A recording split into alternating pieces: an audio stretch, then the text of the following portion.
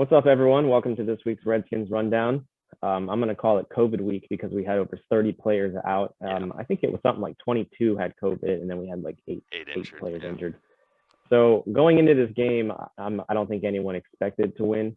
We just picked up Garrett Gilbert, like 2 days before that, or I don't know how many, couple days before that. I think he had maybe like 2 practices or something like that. The guy had been in town for a cup of coffee, and that was basically it. And obviously they were hoping that by Tuesday, with the game being moved, that either Kyle Allen or Taylor Heineke could be cleared for this game. Yeah. Now, unfortunately, that wasn't the case. So yeah, trotting Garrett Gilbert out there with his 2 practices. Yeah. But I don't think he was like the biggest issue as far as like why they lost. No, not at all. He like you were saying before, he did have a decent game, I guess you could call it. I mean, game manager game terrible. For sure. It was a game manager game for sure. He made some decent throws and but given how the team was just entirely decimated, no one expected anything to look that great. No. There really wasn't a lot of positives in there. I mean, going to a quick positive I can think of offhand, we'll cover later also, but Jarrett Patterson got his first NFL touchdown. So that was like one of the one things I remember being like, sweet. Congrats to lifelong Redskins fan Jarrett Patterson getting in. Exactly. Yeah, it's good energy. So yeah, the score at 27-17 makes it sound better than it looked watching it, but Washington got the first possession to start the game, which usually isn't good for us. It's usually better for us to get the second half kickoff. So I just don't like to see that when a game starts and we get the first possession. It's like, ugh. But it did start off really good with a 19-yard screen to Gibson, but however, the drive would stall out after 6 plays and Washington would end up punting. So 3 and out on the first drive, although, not that surprising given the state of the team. On the Eagles' opening drive, facing a 3rd and 1, Jalen Hurts targeted tight end Dallas Goedert in the flat, but the ball was dropped. However, it bounced off his heel. That was crazy. Of Landon the craziest shit I've seen. For the interception of the season, one of the most insane interceptions. Because even the announcers had no idea. Nobody had any idea. Yeah, no one. Nothing they're like, what are the referees looking at here? And like Bobby McCain, like you have to watch the mic'd up. I don't know if you saw that. I did see that. But Bobby McCain's like, challenge it. It went off his foot. It went off his foot. Yeah. So like, Bobby McCain knows what's up. So yeah, that was actually one of the other positive moments, like real positive moments, I'd say, because that was cool just to see something like that. Even the guy who dropped the ball, I don't know, if he noticed like that it hit his foot. Yeah, he probably did, but yeah, that was crazy. Yeah. And we would actually score after this, after an 8-play, 26-yard drive, capped off with a 1-yard Gibson rushing touchdown, his 6th of the season, to put us ahead 7-0. So taking a turn there, I wasn't expecting. Obviously it didn't end great in the end, but still looking good with a 7-0 at the moment. Yeah, and also that was the 3rd Washington touchdown in the first quarter this season, so only the 3rd one. So like you said, it's not the best to start with the ball, because you guys have had issues scoring early in the games, but good to see you guys get in early and score a touchdown there. Definitely. Oh yeah, because I remember when we didn't have any and we got the first one. I'm not sure how many a couple weeks ago, but we didn't have much scoring in the first quarter. Absolutely. On the Eagles' next drive, they would take the ball all the way into the red zone and down to the Washington 16-yard line. However, Montez Sweat would come up with a huge sack fumble, which would be recovered by Landon Collins. Yep. Landon Collins was just playing outside of his mind right now. And moving him to linebacker was like the best thing ever. Now he's earning that money now. Like sacks, interceptions. He's recovering fumbles. He's doing it all now. Seems like every week he's making a play now. And Montez Sweat getting back there. First game that he's played in since Halloween, so almost 2 months. Good to see him back on the field. He had the jaw injury and then the COVID. So good for him to get back out there. Yeah, glad to see him back out there and making an impact again. And then 2 of Washington's 3 sacks on the day would occur on that drive, with Rotimi getting his first career sack earlier in the drive. So Bunmi Rotimi, the rookie defensive lineman, coming in. I don't know if I'm saying his name right, but I'm not even sure. Hopefully, but Rotimi getting the first sack of the game. So I guess that was a positive for one of the young guys as well. Yep, definitely. That is always good to see. I forgot about that. Yeah, whenever a rookie gets their first something, that's always good. Yeah, good to see always that. Notable. Washington would take over on their own 47-yard line, and on the opening play of the drive, took a deep shot for Terry McLaurin for a gain of 46 yards, which was probably the best best pass of the day, or Yeah. definitely one of them. Glad to see Terry getting some love. There's a couple games where Yeah, and I mean, what's weird about that is he was only, again, his targets have been low in all the recent games. It seems he's only targeted 4 times in this game. He ended up catching one other pass in this game for 6 yards, so he had 2 catches for 51 yards on 4 targets. So a little bit more usage than the last couple of weeks, but not a lot. So hopefully, with Heineke getting back, we can get him more involved and get him his 1,000-yard season that he so desperately deserves. Absolutely. Yeah. I don't know why they haven't been targeting him as much. I'm sure that other teams, when we're so depleted, are really paying attention to him. They I'm sure he's getting doubled. Yeah, without Samuel or a Logan Thomas or really anybody. I mean, you got like nobody else. Adam Humphries is your next best receiving threat. And as we're mentioning that, on a 3rd and goal play, Garrett Gilbert almost hit Adam Humphries for a touchdown. Would have been his first touchdown pass of the season, but the ball would fall incomplete. And Washington ends up taking the points on a 22-yard Brian Johnson field goal, and they go ahead 10-0. So everything looking positive, early on at least. They got off to a really positive start. Now, the Eagles would end up kind of answering. They'd convert a 4th and 1 on the following drive, but then they'd get called for holding on that, which was extremely helpful. And then they'd be which was great. Yeah, that was nice. The game, it was looking really, really good in the beginning. Like I did kind of forget. The beginning was good. It's just you just think about the final score and how it ends out. You're like, God damn it! It just. But I would say, given the depletion of the roster, they played him hard for 3 quarters. They played him hard for 3 quarters. It wasn't until the 4th, because at one point they even made it 20-17. So the game was close in the 3rd. But So following that, Jarrett Patterson would fumble to start Washington's next drive. So not a good start. Don't want to see him doing that. Yeah. Gibson's done it enough times. But it was recovered by Sam Cosmi. Yep. Good job. He would be replaced by Jonathan Williams on the next play. Exactly. So Jonathan Williams got come in. He did. And that seems to be, we're talking about that a lot. You fumble in the NFL. A lot of times you're going to get your ass sat on the pine. So that does sometimes happen. Then on the following drive, Hurts connects with Goddard, who Goddard had a career high day. It was insane. Hurts connects with Goddard on a deep shot in double coverage for a gain of 45.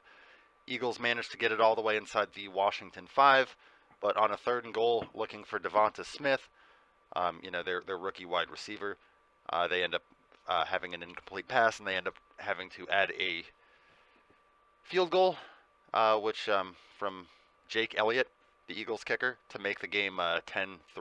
So Washington was still up by 7 at that point. Yeah, and Washington could not get the run game going. Gibson was tackled for a loss on 3rd down and 6 with 6 minutes left, and Washington would have to punt again. So starting to sputter out a little bit there. Yeah. And the Eagles' next drive would be the best of the entire half, primarily featuring Goddard, since like you said before, he had a very good game. Yeah. And the run game, the Eagles managed to take the ball down to the 1-yard line and would cap the drive with a 1-yard Jalen Hurts touchdown run. Of course, they got to use Jalen Hurts to run. He's good at that. Yeah, and Dallas Goedert had 7 catches for 135 yards, so he definitely went off. Yeah. Yeah, and all of those catches were for a lot of yards. Then. Yeah. So other than the one that he dropped and got picked, he had a pretty good game. Yeah, and then after that, after they scored, it looked like they were going to go for 2, which was really weird. I was very confused at that point. Why would you not just tie it? But they did. Yeah. They took a timeout and then ended up kicking the extra point. But it was a weird. I'm not sure if what they were trying to do there, but. Yeah. So after that, they would kick the ball off to us with 1 minute 29 on the clock. DeAndre Carter had a really good kick almost to midfield, but Washington would be called for holding. So now the holding call is hurting us. But it was the first penalty on us all day, which is extremely surprising. I remember the announcer saying that as well, that given the amount of reserve players and reserve players, right? Exactly. Given that, how is that the first penalty? That's very impressive. Like, that is. Definitely. Yeah. So, Washington manages to cross midfield, but with no timeouts remaining. They really didn't show a lot of urgency, and I'm not sure if that was more because they had a guy that played, to be practically really had. He's a in the fourth. And on a second one with about 20 seconds left in the half, Fletcher could sack Gilbert. They would just let the clock run. Going into halftime, I had all. Yeah. Also notable, we didn't mention William Jackson, the first half with injuries. However, Collins was back in there to start the second half. William Jackson had an ankle injury. He did not return in that game, so hopefully he's available. Yeah, luckily Landon Collins at least came back, but yeah, losing William Jackson is not good. Yeah. He's, you know, our starting corner. So. Especially because they were without Fuller that game. So I mean, after that, you know, they were down both starting corners, and I think they had Darryl Roberts playing a lot. Yeah. So, which you know is never super ideal. No, it is not. Yeah. So yeah, starting in the second half, the Eagles got the ball since we got it first, which I like I say is usually not good. After a big run by Miles Sanders, they got the Eagles into Washington territory. Hurts once again connected with Goddard on a career-high day, which took the ball down to the 2-yard line. And a couple plays later on a QB sneak, Hurts gets his second rushing touchdown of the game. Yeah, and what's notable about that... And that would give them the first lead of the game. Yeah, and also breaking a record. He broke Michael Vick's record of 9 rushing touchdowns by a quarterback. So that gave Hurts his 10th on the season. So that's a new Philadelphia Eagle record for rushing touchdowns by a QB. So I guess, you know, good on him. Fucking. Yeah. But yeah. I guess, yeah, great. It's always shitty when it like comes at your expense. But yeah, definitely rough. Yeah. So fortunately, on somebody reserve and they were a lot. Did a lot. Positive is I think career 0.5, which was up, and the Eagles would end up batting a 30-yard field to 10. And it's one of reference to John Allen and both of Washington Niners. So we got Jude. The obvious ones. And Fred okay. I think the other one like Ebo should be one of them. And then Kittle. Yeah. Yeah, obviously, of course. So 4 on offense, 1 on defense makes sense. Everybody made the points. That's definitely a positive. Yeah, definitely. So at this point in the game, they are by they're 5. And also Garrett Patterson's first NFL touchdown mentioned earlier. It was good to sure that was really big for him. It would be his first half fumble. So kind of. I mean, it's a 2-yard run, but still at least kind of made up for the fumble. Yeah. And at this point, it becomes 2017. The game's looking really close. Like there's a chance, but unfortunately, the Eagles would go 80 yards on 10 plays after this, with Jalen Hurts finding Greg Ward for the touchdown. That would put the Eagles ahead 27-17 with 7:46 to play. About halfway through the quarter. Yeah. So I mean, Washington ended up getting they had one last chance on the day. But again, it's a situation where they didn't really show a lot of urgency down 10. They were facing a 4th and 9, and Garrett Gilbert would end up eating another sack with 2:29 left on the clock. The Eagles would take over and end up, all but running out the clock for the 27-17 victory. But yeah, like we said earlier, and I was kind of touching on, I didn't really think Garrett Gilbert was the reason. I mean, he played turnover-free football, so, he gave you a chance to win. But I think that what really affected Washington, in addition to obviously all the players being out, was the fact that you guys just couldn't do a damn thing on the ground. Like on the day, let me give you the numbers here, bud. So for rushing yards, they were outgained 238 yards to 63 by the Eagles. Oh my, that's terrible. Yeah, and the carries that Gibson was getting, he had 15 carries for 26 yards. Patterson had 4 carries for 20 yards. And DeAndre Carter on a little. They should use him to do this more. He had a little 1 yard, a 12-yard run, 1 carry for 12 yards. So, yeah. Top receiver was McLaurin with a 2 for 51. Gibson did catch 6 passes for 39 yards, so he was useful as a receiver. Just, it seemed like get the run game going. It seemed like 2 out of 3 times that they were handing him the ball, he was tackled for either no gain or a loss in that game. And I know he's got the toe injury, so that could be playing a factor. But yeah, I mean, just wasn't effective. And he's coming up on 1,000 yards, so hopefully he can manage to get that, and Terry can too. But we'll have to see. It's Dallas week again next week, so. Yeah, hopefully we're more healthy by that time. Yeah. And I mean, given their record, and they're looking pretty good, I think that I expect them to win that game.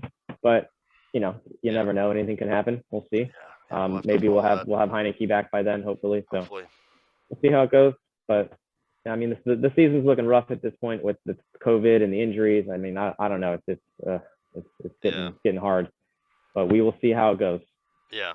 Yeah, it is getting rough, like you said, and that's the frustrating thing, because I mean, like I know I've discussed with you, you guys are getting to that point where we were at last year, where the teams just and it wasn't really. I mean, some of it was COVID. We had some COVID cases last year, but I mean, the team was just so depleted that you get to a point where it's like, oh man, this.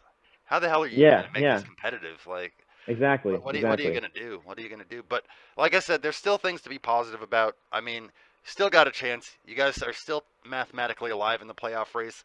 And games like this can give you a chance to really see who's going to be there. Like Jarrett Patterson, these are opportunities for him to earn a roster spot for next year. So like guys like Right. Rotimi, so guys like that, at the bottom of the roster really just have a chance to show out. So tune in next week and we'll see how it goes. All right. Thanks, everybody. Yep.